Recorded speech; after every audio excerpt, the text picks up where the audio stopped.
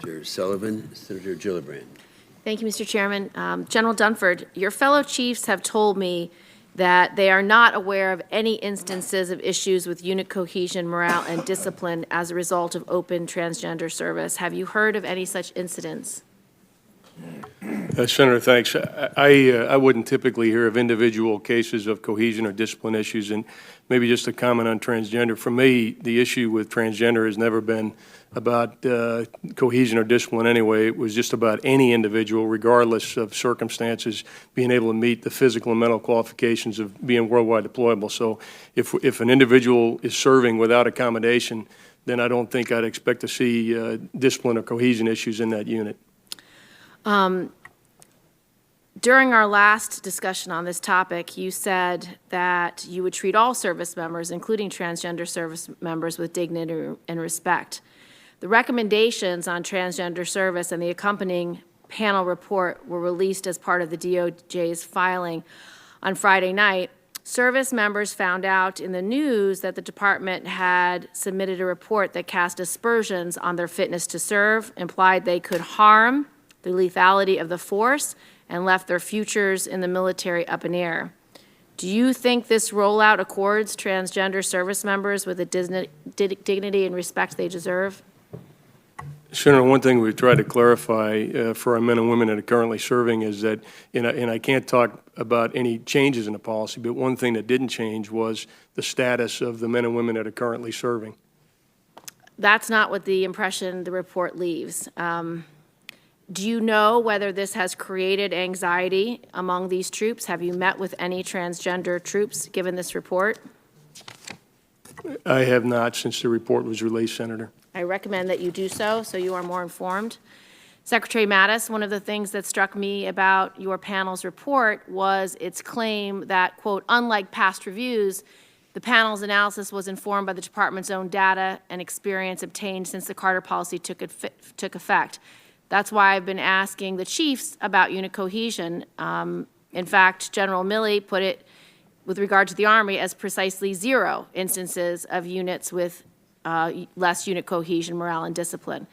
I'm very concerned about this report because it says that there is, quote, scientific uncertainty surrounding the efficacy of transition-related treatments for gender dysphoria, yet the American Medical, Psychological, and Psychiatric Associations have all said the report misrepresents what is the scientific consensus when it comes to gender dysphoria and transition. In fact, despite the report's stated concerns about deployability of transgender service members because of gender dysphoria or associated medical care, a report being issued today by the Palm Center here, which I'm going to give to you so you can read in full, says that, quote, out of 994 service members diagnosed with gender dysphoria in 2016 and the first half of 2017, 40% deployed in support of Operation Enduring Freedom, Operation Iraqi Freedom, or Operation New Dawn, and only 1 had an issue during that deployment. It appears that this report that your department has issued is not based on the department's data or science, but rather, quote, potential risks that the authors cannot back up. And in fact, this seems to me to be the same uninformed and unfounded concerns that led to the opposition of repealing Don't Ask, Don't Tell, integrating women into the military, integrating African Americans into the military. And I think you need to do a lot more work on this topic to inform yourselves.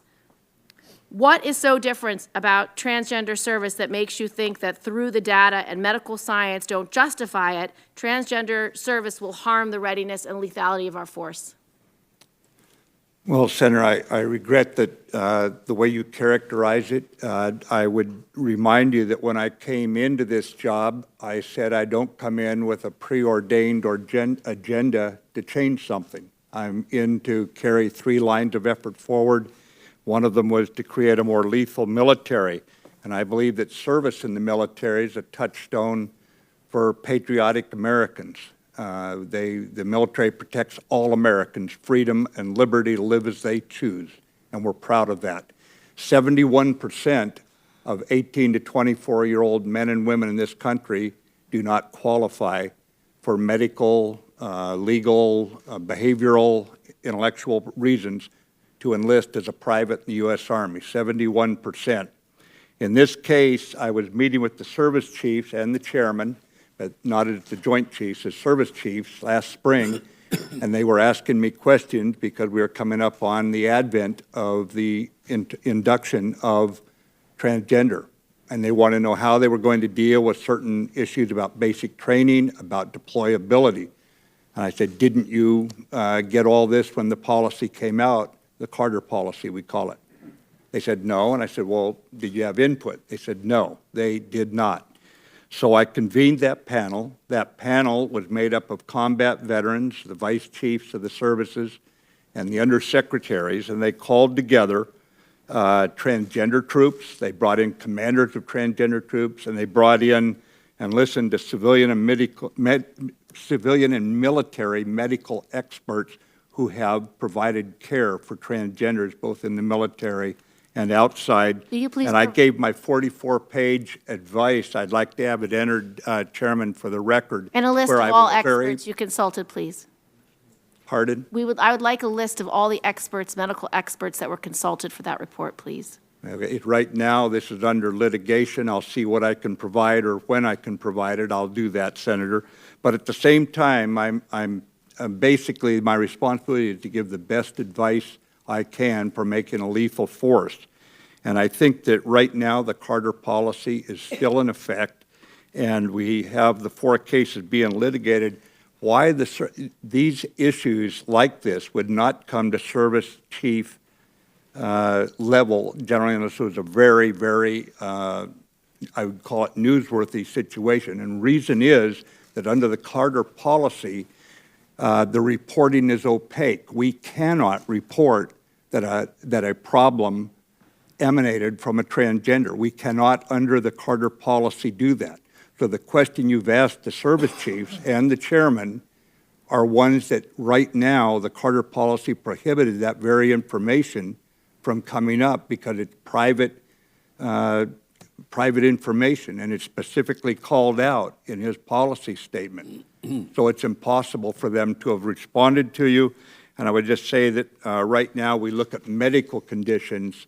If gender dysphoria has anxiety or it has some kind of depression, we don't allow anyone in with that. I would have to make a special category that said you can have these disqualifying factors only if you're transgender, and then we can bring you in. I think you understand why we have not chosen to do that. Thank you.